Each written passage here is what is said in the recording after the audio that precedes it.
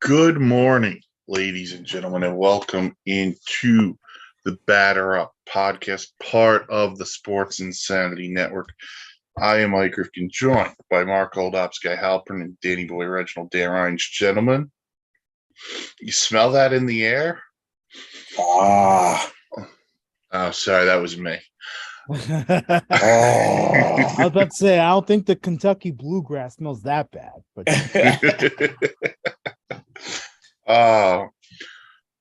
baseball season is in the air. Pitchers and catchers have reported. We have players reporting to spring training, and we're a little bit more than a month away from Major League Baseball starting with no lockout this time. yes. All right. So we're going to jump around the league a little bit, talk about some news. We'll talk a little bit about the WBC. That'll start as well.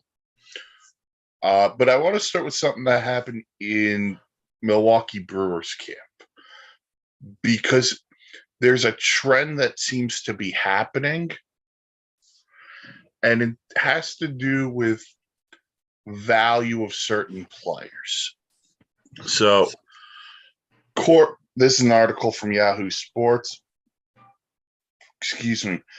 Corbin Burnes, former Cy Young Award winner, says his relationship with the Brewers definitely hurt after the team blamed him in an arbitration hearing for missing the playoffs last year. I'm just trying to find some of the quotes here. Here's how Burnes said, I'm quoting here: "They're trying to do what they can to win the hearing, but I think there were other ways they could have gone about it and probably been a little bit more respectful with how they went about it. At the end of the day, here we are. They obviously won it.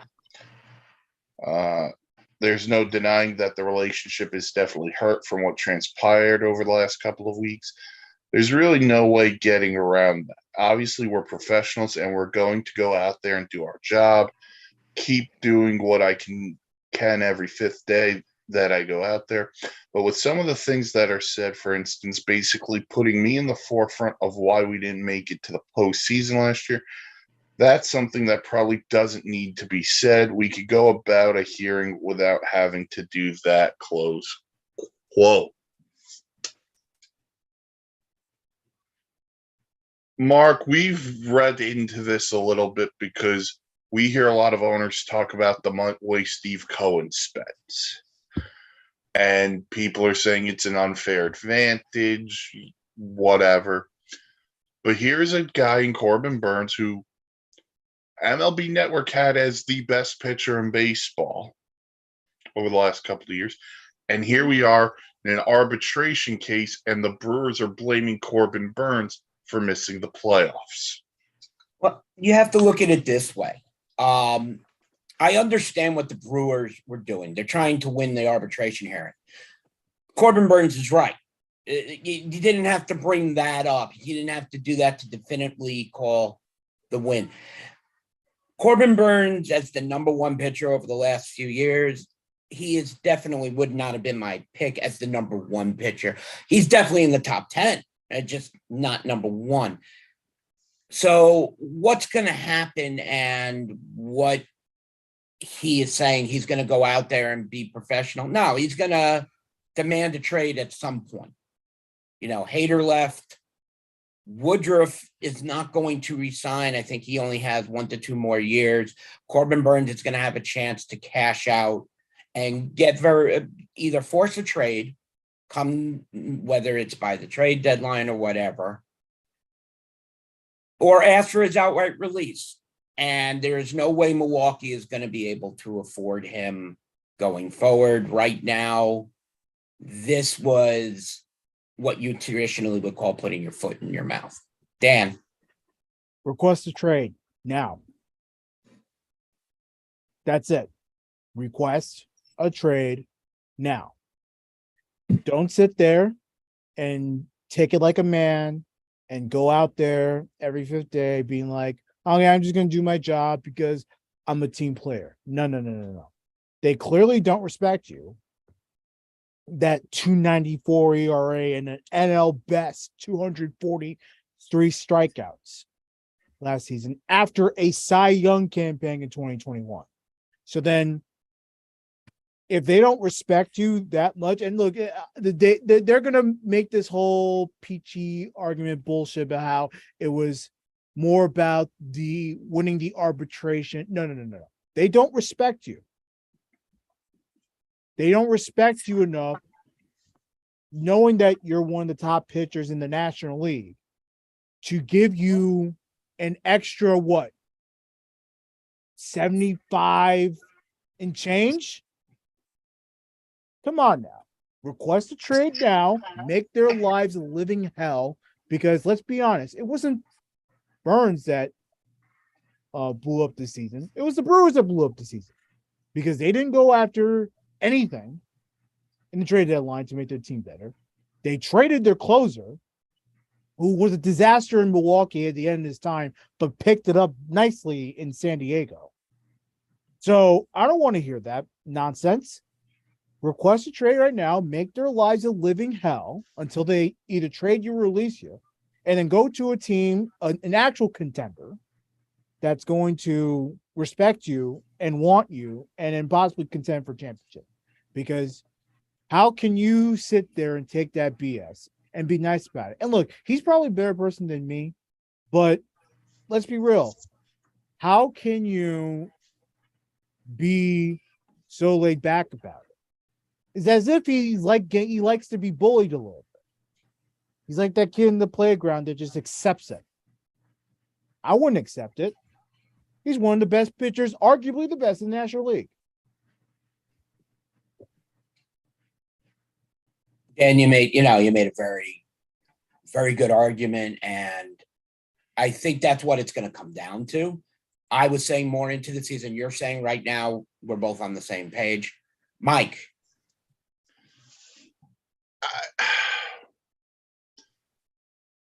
I'm with Dan on this because I'm looking around, searching the web here.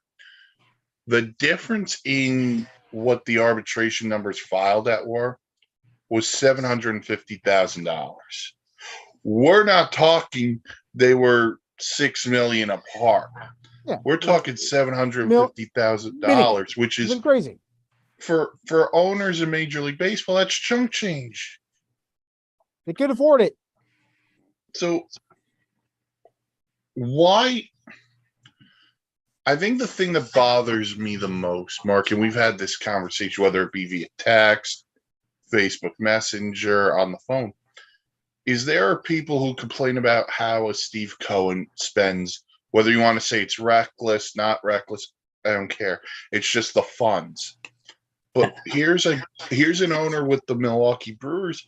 You're fighting for $750,000 for a guy who won the Cy Young 2 years ago, who had a sub-3 ERA last year and was 12-8, and you have the audacity to blame him for missing the playoffs when in reality it's your own fault because you traded Josh Hader for really pennies on the dollar.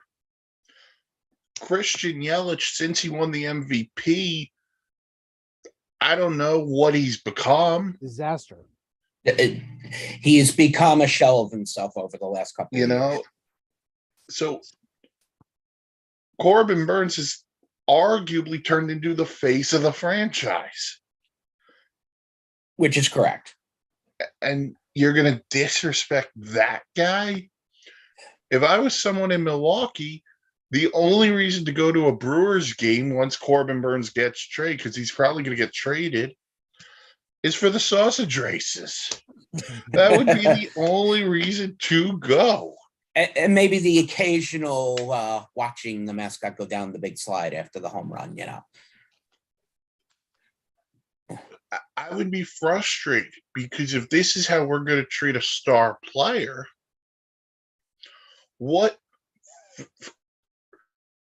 forget big names.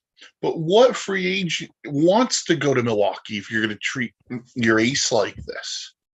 See, now you bring in a very good point, is times are changed. As you said, are owners angry at what Steve Cohen is doing in New York? Absolutely. However, Steve Cohen is not the first to do it. 20 years before, there was a legendary owner named George Steinbrenner who did the same thing.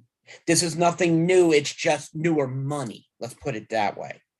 The Brewers organization has never had a problem spending money, as we have seen over the years. So the fight for $750,000 for a person, as Mike put, is now the face of the franchise. Forget about Yelich, Ryan Braun, no longer really doing what they used to do. Hader's gone. Woodruff is not going to be there. So it all comes down to your point, really quick, Woodruff is up after 2025. Okay, so I was right. 2 years. Okay. You now are looking at the fact that Corbin Burnes was ranked as the number one pitcher in baseball in the NL and in the league. He doesn't want to be there. It's obvious they started this. They don't want him there. Is this to put out there, hey, let's see what you can offer for Corbin Burnes? You look at the Yankees. The Yankees are in a very desperate situation when it comes to pitching. Huge. Put up Corbin Burnes. I would. You could see the name Oswald Peraza or Jason Dominguez be what they want. And no. Are you talking about getting traded to the Brewers? I'm talking. Yes, I'm talking. No. To bring Corbin in, it would take someone of that caliber. That's what I'm saying. One of them for sure. But if I'm the Yankees, I wouldn't budge. Are you kidding me? I would do everything and anything to get pennies for Burnes. But because you would because if the Yankees were smart, they wouldn't give away their biggest prospects. They would give maybe one lower tier prospect for future, some cash considerations for him. Okay. Yeah, that's what I would do, because I don't know if I would go the Peraza route or the Dominguez. To me, that's a bit much. But that might be what the Brewers are saying it would take. Now, a lot of that could be contingent on him signing a contract extension. Right. If the people in the front office, because the Yankees beef up their front office, if they were smart, Manaea, Sabian, Cashman, if they were smart, they wouldn't budge. That's what I'm saying. And I put it out there because I wanted to hear, because we have Dan here. Right. So, but no, obviously the Brewers are going to ask a lot, and I'll be like, no. The Brewers are going to ask. Sorry, Mike. I'll make my point fast. No, go ahead. Make your point. The Brewers are going to ask for the absolute galaxy here. They're not going to accept our non-existent planet anymore, which still is the biggest diss ever. It's not going to be a sugar deal that they're going to want. They're going to want everything they can get. They're going to try to Danny Ainge this. Mm-hmm. And it's not going to work. I would definitely think it's not. I don't know if it'll work or not, like Dan just said. I definitely think you have to think teams. The Yankees, the Rays, the Angels, all will be in on this. Mike, go ahead.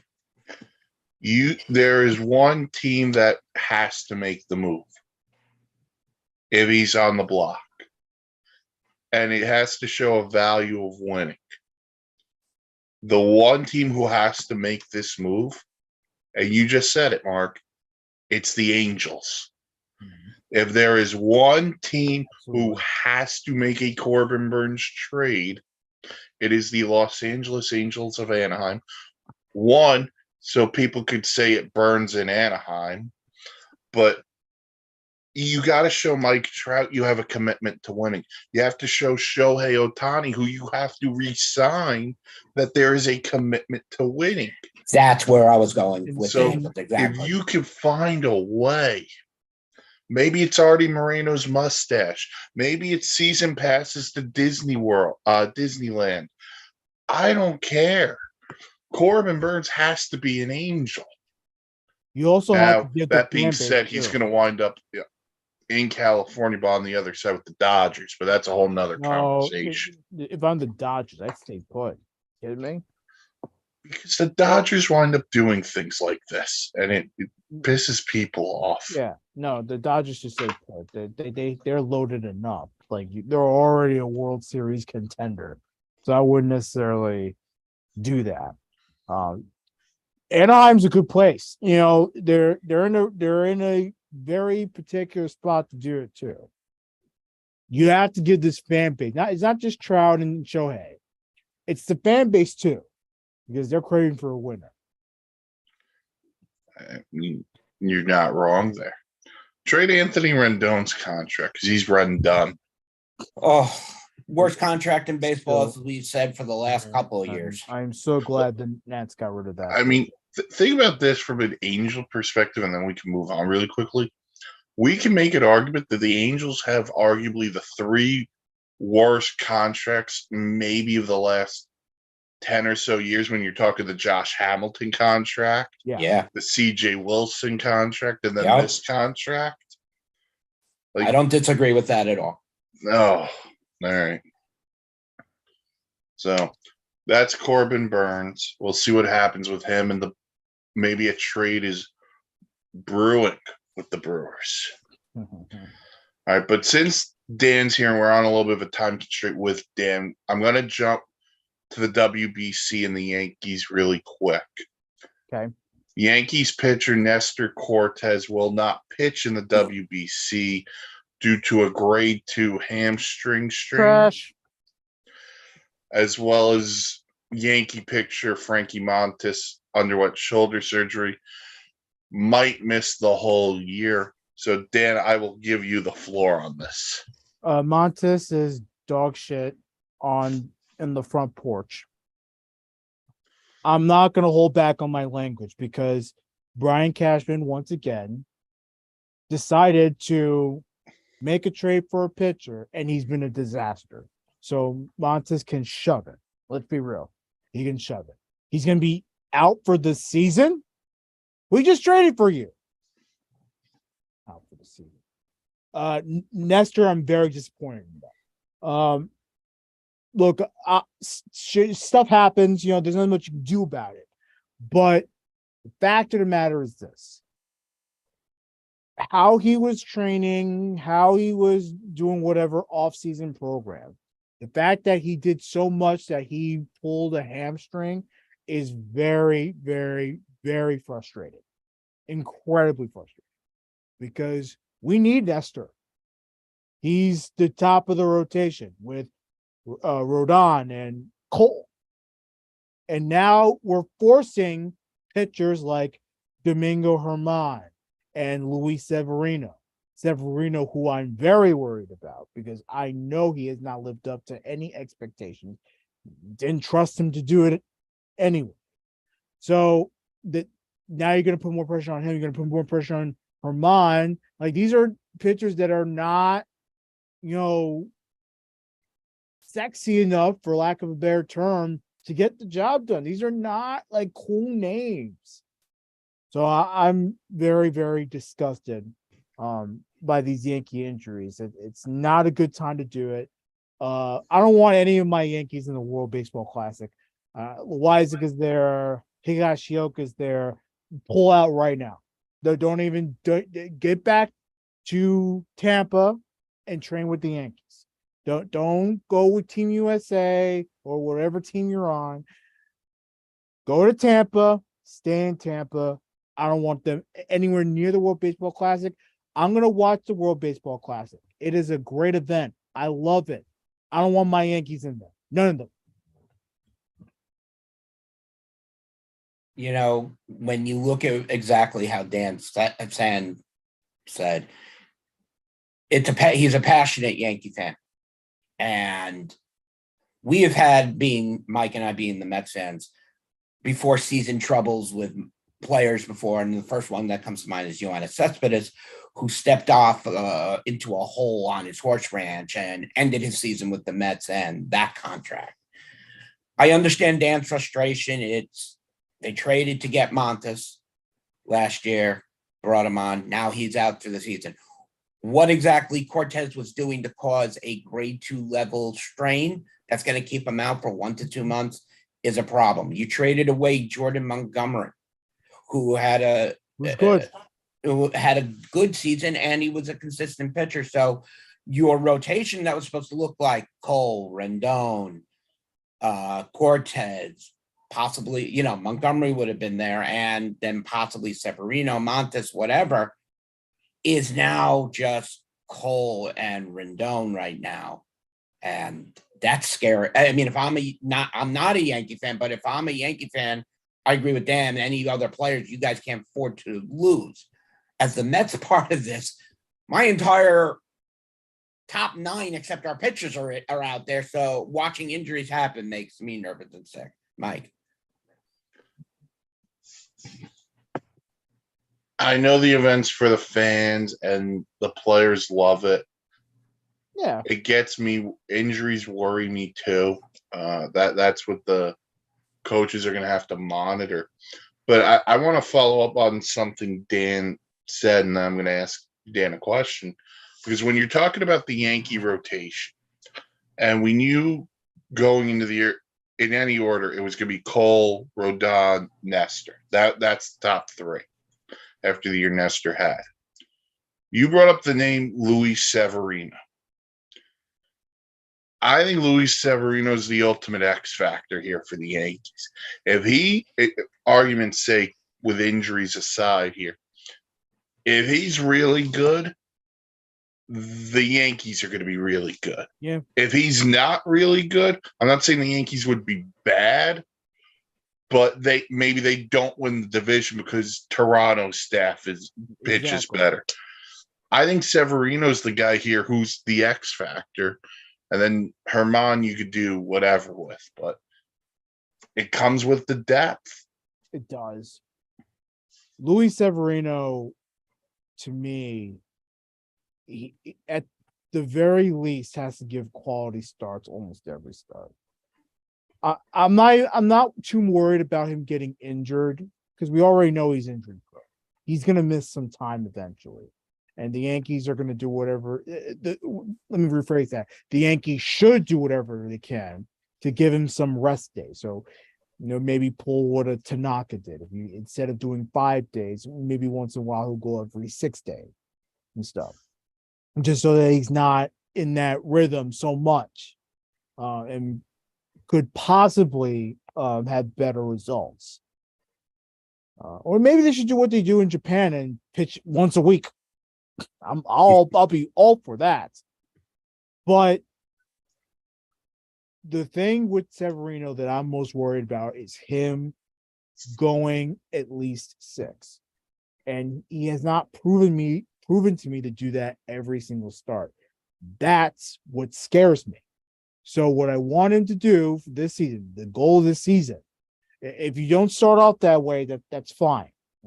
Beginning of the season, the teams are not going to be good anyway. Mid-season, I need 6 innings, 3 or less runs. If you give me 4 runs, okay, fine. We have the offense to back it up. Fine. Not a big deal. But aim for that 3 or less runs every 6 innings start. And then I think the Yankees will be in good shape. But losing Nestor sucks because now you're putting the pressure to do that. Now, if you had Nestor, we know what Nestor can do. So now you have a top rotation, a top 3 rotation. You know he's going to bowl out every 5 days, and then you have the bottom end of the rotation, the tail end, and then the pressure's not so much on them to have to go out there every 5 days and give you 6 innings, and then hope for the best. That's not the situation I want the Yankees to be in, and it is incredibly frustrating. I'm sick and tired of it. I'm tired of it. Nestor Cortes not the only pitcher to pull out of the WBC for Team USA. Yep. Dodgers pitcher Clayton Kershaw also will not pitch. And I smart mean, too. He That's a even said- smart move, right? He I mean, even he's said, gearing up to actually win a World Series. So he even said, I would love to do it, but I can't. I mean, I love Clayton Kershaw, but yeah, he focus on the regular season. This is fine. The U.S. will still have a pitching staff featuring Kyle Freeland, Merrill Kelly, Lance Lynn, Miles Michaelis, Brady Singer, and Adam Wainwright. So It's still a who's who in baseball. So also, I had no idea Adam Wainwright was in this thing. yeah, So Yeah, shout yeah. out Adam Wainwright. But speaking of the WBC, play starts, I believe, March 7th. The 8th is when Pool A begins. So, and that's in Alright. Taiwan. Yeah, so Pool A will be Chinese Taipei, Cuba, Italy, and Mark's favorite, the Kingdom of the Netherlands. Pool B will be Japan, Korea, China, and Australia. gonna be a fun one. Pool C, which takes place in Phoenix, the US, Canada, Mexico, and Colombia. And Pool D, which is Puerto Rico, Venezuela, Israel, and the Dominican Republic. That's the biggest one right there. I feel bad for Team Israel.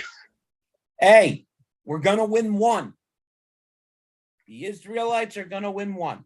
I'm not saying they won't, but that's got a powerhouse.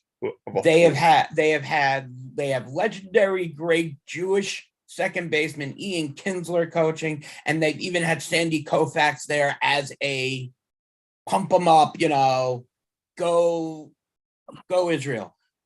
For me, Israel participating is just an extra notch in the belt. I love it. It's gonna make it fun. It brings the whole world together. However, that last grouping that Mike did is absolutely killer. I'm really excited to see. I apologize.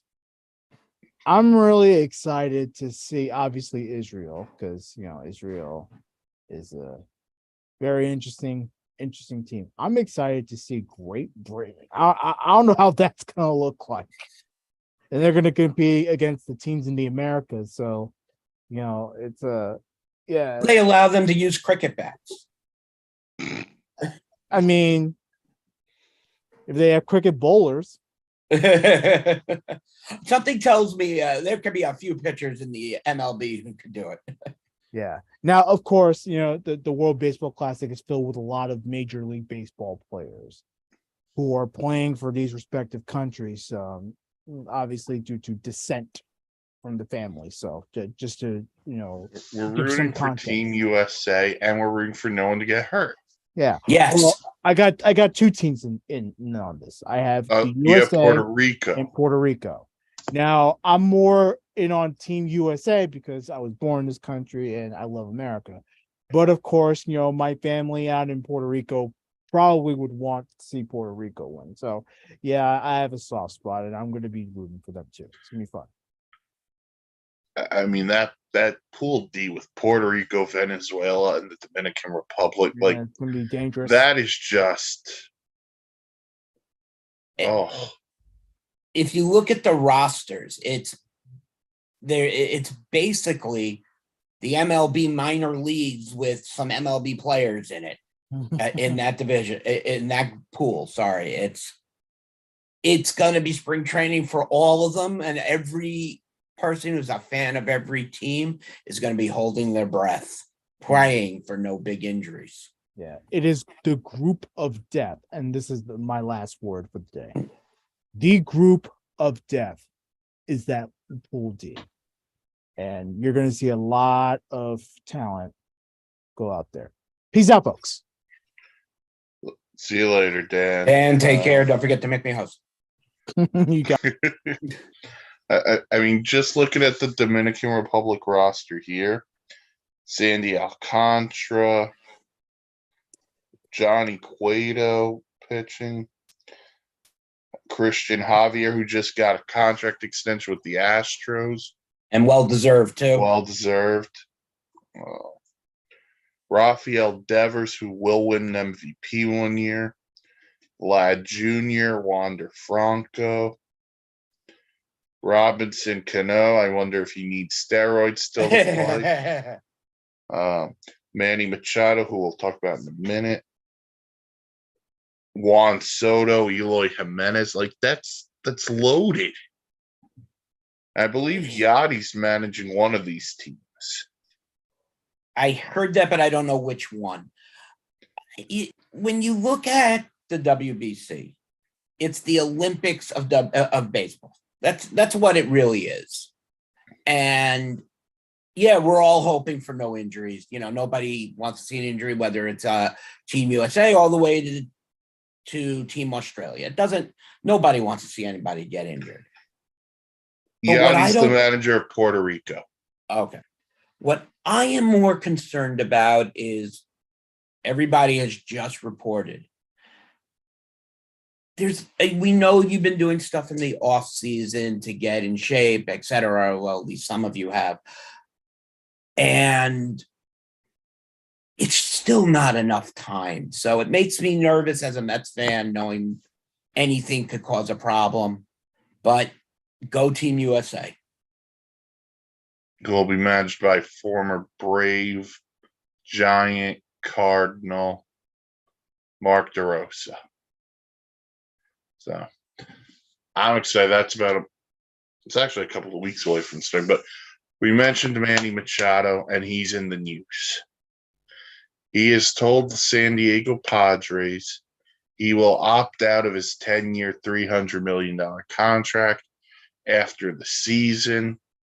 According to the San Diego Union Tribune, Machado has turned down a 5-year, $105 million contract offer from the Padres. So, Mark, your initial reaction to Machado opting out, and then we could dive into some other stuff here with him. Okay. I'm not surprised. Players put in their contract always an opt-out early clause. And that's also only if the team will grant it.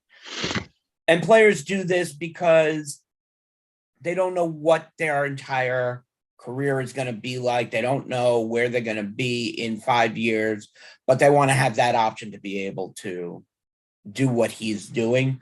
So it doesn't surprise me at all that he's doing this. I know Paul Goldschmidt won the National League MVP. And I love Paul Goldschmidt. I will never say a bad word about Paul Goldschmidt. The true National League MVP last year was Manny Machado. For this reason and this reason only. They thought Fernando Tatis was coming back at some point last year. Then what happened? Bombshell. PED test. Failed. Misses the whole season. Doesn't play in the playoffs. The Padres still go to the National League Championship Series because Manny Machado was awesome. Yeah. I wondered this, and this happened as I read he turned down the 5-year, $105 million deal from the Padres. I wonder if he's just done with Tatis. It's not a bad question to ask. I think he doesn't like the fact that Tatis got paid more than him, and Soto is going to get more than him. So he's taking his chance now to cash in. And he's 30 years old, and he's a hell of a ball player. So, and it's not to say he doesn't deserve it. He has been one of the most consistent ball players in baseball over the last 5 to 8 years. He's a top 5 third baseman in baseball. And the question it becomes, and because you and I are here, does he become a Met? As much as I would love him at third base, I think they're going to go make the play for Shohei, have to sign Pete, but they're going to be waiting for Soto. I think that is Steve Cohen's real target, and that's what they are going to pass on Machado. So I'm going to use a little bit of logic. I don't do it often, but I'm going to use a little bit of logic. My gut tells me the Padres don't give up what they gave up for Soto without thinking they can get that done in an extension with Soto. I wonder if they just think, you know what? Which one do we choose here? Machado, Soto. Soto's younger. So if I could have a Soto, Tatis, let's not forget they brought in Xander Bogaerts as well. That becomes the nucleus of this team. And maybe we could convert Bogaerts to third, or we can move Jake Cronenworth to third Well, base. that's what I was going to say. And then you could just say to Machado, okay, you're going to opt out. See you later, dude. Don't, Right.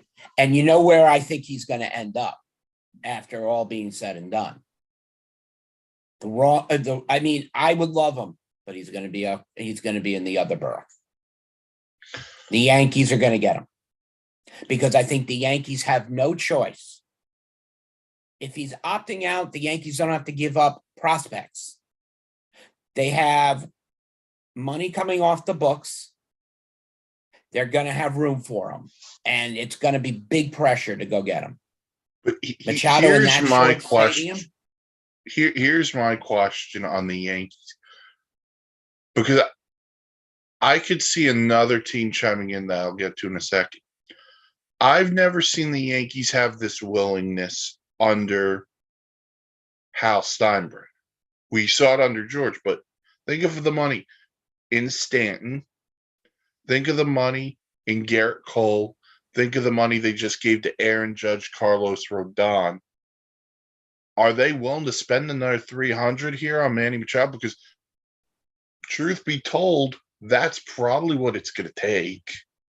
Yeah, and we know what Daddy did 20 years ago. Money, we said in the beginning of the podcast, was different 20 years ago. Look, you'll never hear me say this more ever again, but it's live, so I have no choice to admit I'm saying it. The Yankee fan base deserves better. And you put Machado there on let's say an even 6-year deal. I'm not going to talk numbers. I'm just going to say a 6-year deal. Yankees go back up to being the top contender in the AL East, especially with, like you said, Bogaerts is out of Boston. The Rays. Let's rephrase. Who knows what the hell's going on in Boston? Well, right. I mean, you still have Toronto to fear about. Baltimore. They're up and coming, but we don't know what to expect. Exactly. They were not just a flash in the pan. They have something there. It's just, what are they going to be this year? The Tampa Rays are always around because they make smart moves. Swim and sneak up. Exactly. And then it's going to be between Toronto and New York. And I knew Toronto not going to get him. He's coming to the Yankees. I'm calling it now. Soto becomes a Met. I'm calling that now. So I'm gonna throw out. I'm gonna say the Soto's gonna get extended by San Diego. That's just how I'm gonna play this out. There are two things that I wonder about. I'm not counting the Yankees out of this, so I don't want Yankee fans coming at me saying you're a Yankee hater, whatever. I don't care, but I'm never going to count the Yankees out of any free agent deal unless it's signing Jacoby Ellsbury again. I wonder two things. I wonder the Buck Showalter effect here. Remember, Buck had him in Baltimore. And if he and Buck got along, maybe that helps the Mets out. I'm not sure. The other thing I wonder about, and there's kind of two teams in there that I'm going to mention. We talked a lot about the Giants and what they're going to spend and this and that. And the only thing they got out of this was, they got Mitch Haniger and Michael Conforto. but they still don't have that guy. Arson Judge, who knows what Arson Judge becomes? You sign Manny Machado, if you're the Giants, put in the middle of that lineup, there's your thumper. It's And that another they haven't very had. possible landing spot. Yes. The other one I'm going to throw out there, and this is going to sound really strange because they were really bad last year, but they spent a lot of money last year. Miggy's coming off the books in Detroit. Hey, And then you could go Machado, Javi Baez, potentially if Spencer Torkelson could pick it up, that'd be awesome. Torkelson, I know it's in spring training and it's giving a shot to make the major league team. And I think he's going to do it this, to start off the season. So you're not off. I mean, that's not crazy, but it's with like you said, with Miggy coming off the contract, they're going to have to bring somebody in.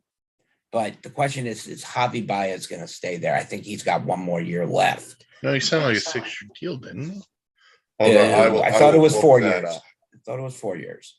So while Mike's looking that up, while you're looking that up, Miggy's going to be on his farewell tour. You're not going to do anything to upset that. What a legend. If Machado, let's say the Padres are out of it, it would take a lot for them to be out of it with that team. But let's just say they can beef up by trading Machado halfway, and then Machado agrees to go somewhere where maybe whatever. But you would have to think he would have to sign a deal with wherever they want to trade. So I'm sure he has a full no trade clause.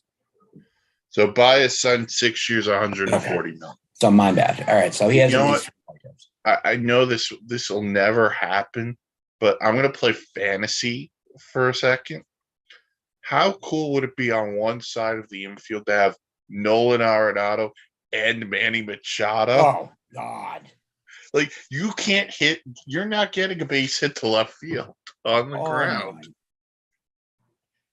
You put the Cardinals into it. I mean, you just signed Goldschmidt. I would throw the Cubs into this if they have a willingness to spend some money.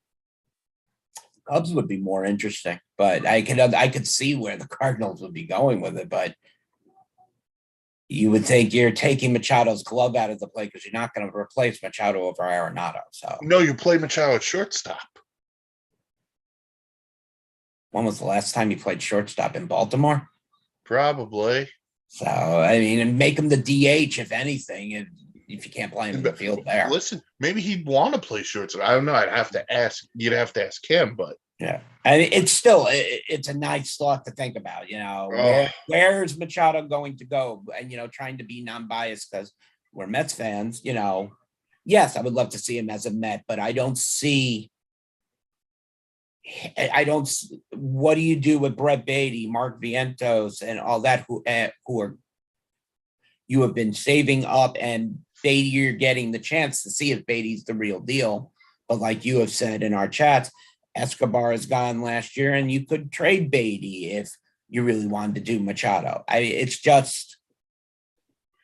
I think the other thing is how deep are you willing to go on Machado? Like, how many years are you willing to give a 30-year-old? Is it 6 years? Is it 8 years? These 10-year deals, just for me, they don't work. I don't like them. Right. And that's why we suggested Pete Alonso is going to get a 6 to 8 year deal. I don't think it'll be a 10-year. I don't think Steve Cohen is going 10 years anymore. No, I don't think so either. I'm just, throwing out arbitrary numbers. I also wonder this, like I just said, I wonder how big of a role Buck would play in a pursuit because. And I think that is the key, though. I think if Buck wants Manny and Manny would be willing to come play for Buck, then he's going to get what he wants. Least go after it. I'm not saying you have to do it. If the numbers become too much, Steve Cohen said when he got introduced, I'm not going to spend like a drunken sailor. Now, sometimes I wish people would spend like a drunken sailor, but that's a whole nother Right. conversation. We also have to remember Steve Cohen was offering another $300 million contract. So it's not the money No, that bothers him. It's not the money. It's not even his own money being spent.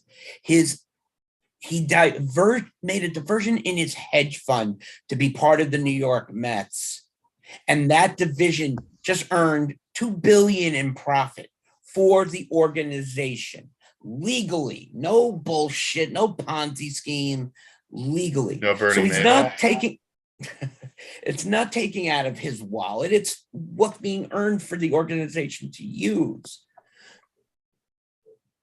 As he said, the league set the rules, I'm following the rules. He's not doing anything illegal. Yeah, he said last year he wasn't going to. We knew what he was going to do. He will listen. He wants to win, right? And which, by the way, should be. I know we've got a little bit sidetracked here. But that should be what every owner wants to do. If you don't want to win, get out. Sell your franchise. Oakland, Colorado, the Brewers.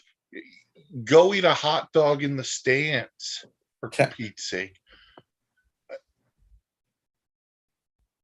There are certain places. Listen, baseball is the only sport where there's more of a luxury tax than a salary cap. You can spend up to whatever you want. Don't make this guy the bad guy because he's willing to go to places you're not willing to go. This was never a complaint when George Steinbrenner was around. This was never a complaint when the Red Sox were spending big money. This isn't a complaint when the Phillies spend big money. But it's a complaint because this guy comes in. But we'll see what happens with Machado and the Padres. I actually think the NL West is fascinating this year. It's going to be all around baseball is going to be fun, but yeah, the NL West will be interesting. You got the Padres who actually beat the Dodgers in the division series last year. The Dodgers won 111 games, a franchise record. Who knows what the Giants look like? And the Diamondbacks should be better. Well, quickly onto the Diamondbacks brought Andrew Chafin in, and that to me was probably the most oddest signing of the year. I don't understand what is going on in the mind of Andrew Chafin, or we don't know what's going on in Arizona. I mean, they made a number of moves. They haven't been quiet. No, they've done what they've had to do here. Just give me a sec. They brought in Evan Longoria, a couple of minor league deals. And Longo's there to be more of a veteran presence and help as a mentor and a leader. Right. And no one's going to sit there if he's healthy. And if some of these young players they have who are coming up play like well, Jordan Lawler, Carroll, Kobe Carroll, I think, something like that. Yeah, yeah, I think you're right. They could be a pest, So they're interested, and then the Rockies are the Rockies. I'm not going to put any faith into the Rockies unless they show it to me because Chris Bryant was hurt all last year. He needs to have a bounce back. And they just gave him that 7-year deal, too. Yeah. And those young pitchers, Freeland, Marquez, those guys need to bounce back and pitch to their capabilities. So that's the Rockies. To close out, we could talk a little bit more on the offseason stuff we liked and didn't like. So, Go Oh, ahead. What did you you know, like, Mark? obviously, as a Mets fan, I'm very excited to see what the Mets brought in. But you want to know what? We can't just talk about the Mets and the Yankees. We got to talk a little bit about what's been going on. The wisest decision, and we've already mentioned it a couple of times, Padres getting Xander Bogaerts. I mean, I understand you're frustrated with what happened with Tatis last year, but it also shows you're going to get him back. We know Daddy's going to get him in line, and bringing in Xander Bogaerts is just going to help you with that 20 games that Tatis is going to miss in the beginning of the season. The Padres are built like the Los Angeles Dodgers. This is why, Mike, you pointed out that it's going to be very interesting in the NL West. This is basically the NL West. It's like a beefed up 5-10 year ago AL East. Yeah, the Bogarts. It was so interesting because all you heard was he's going back to Boston. He's going back to Boston, and then I think it was like 12:30 in the morning. Jeff passing with Xander Bogaerts is going to San Diego. Oh, I mean, so to me, that was one of the more exciting moves. But I also understand it because Boston. Look, we know Boston spends money, but not as much as they should. They also have to sign Rafael Devers next year. well, they did that. They got that taken right. care of. I didn't phrase it right. My bad. I'm live. They Doesn't knew they matter. It's had not to like take I care come of back. Devers. Thank you. They knew, so they had to make a choice. I don't think you can say they got it wrong or got it right. I think both players were deserving of both contracts. Yeah, I love Devers. I think he will win an AL MVP. To me, the thing that bothers me about Boston not signing Bogarts is, remember when Boston was really good, and I'm talking those 07 and 11, those teams that won. The heart and soul of that team was Dustin Pedroia. Yes. Who, heck of ball player.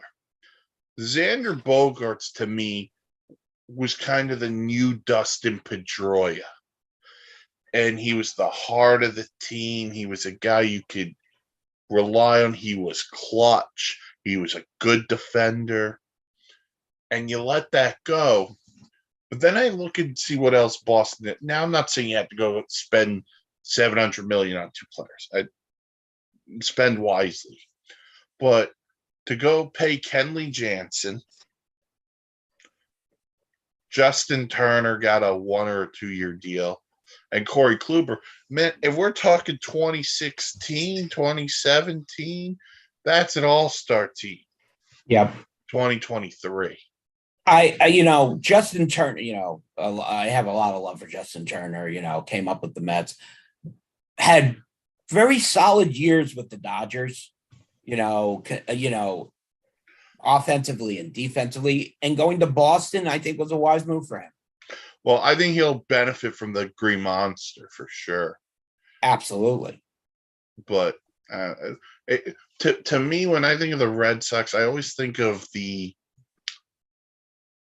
counter move to the Yankees. Like the Yankees spend big on Rodon. Okay, how are the Red Sox going to spend big? And they didn't do it. No, they, one name that disappeared that you would thought the Red Sox might have made a play, and a lot of other teams, was JD Martinez. And he goes to the Dodgers.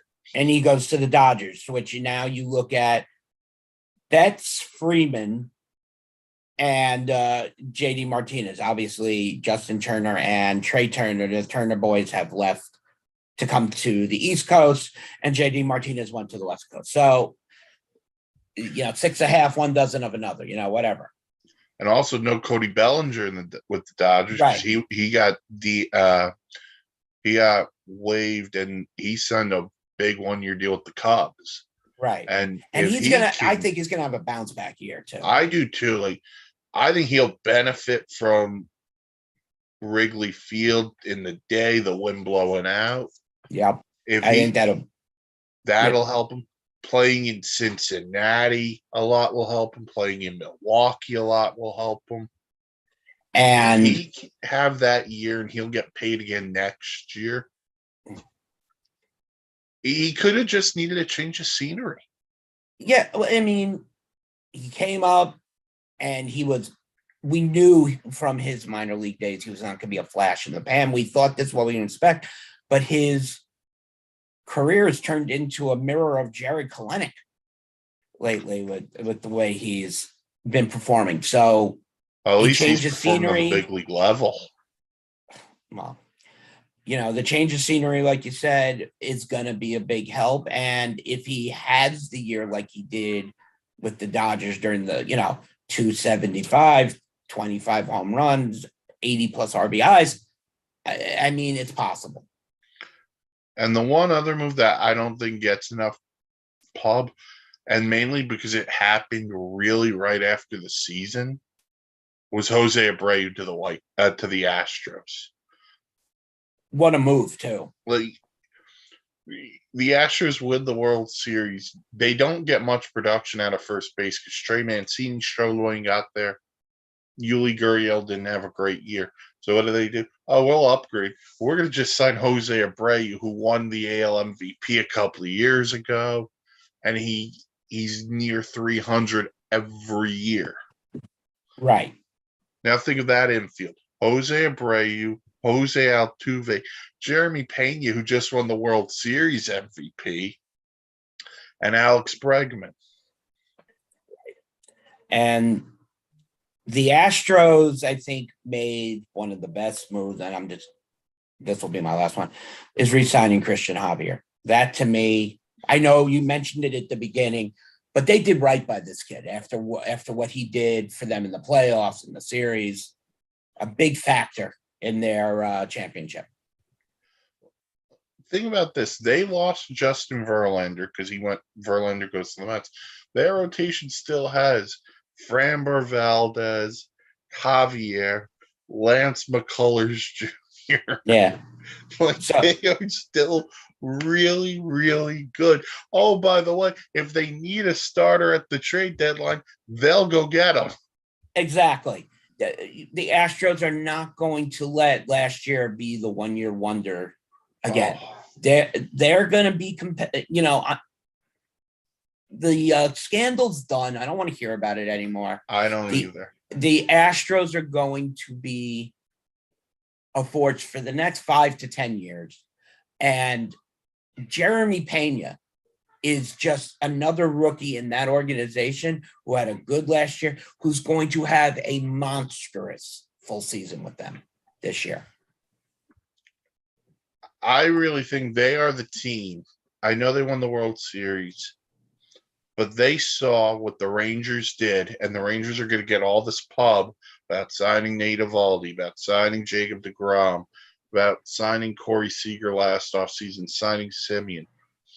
You know the Michael Jordan meme, and I took that personally. That's the Astros this year. You're not going to talk about us? We won the World Series? Okay. We're still here. But, I can't wait. Cannot wait. So this is our first new pod of Batter Up. It has been a fun hour. We're going to be bringing this is going to be our new live podcast during the week on Sundays.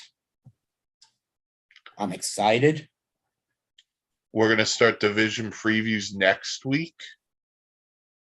So check us out here on the SIN YouTube page. Check out all the SIN podcasts, Anchor, Google, Spotify, wherever you get your podcasts. Check out the website, www.thesportsinsanitynetwork.com for great blogs, vlogs, planes, trains, and automobiles. But for Danny Boy, Reginald, Dan Ryans, Mark, Old Ops Guy Halpern, I am Mike Rifkin. Thank you for tuning in to Batter Up, part of the Sports Insanity Network. Have a great Sunday, everyone, and namaste.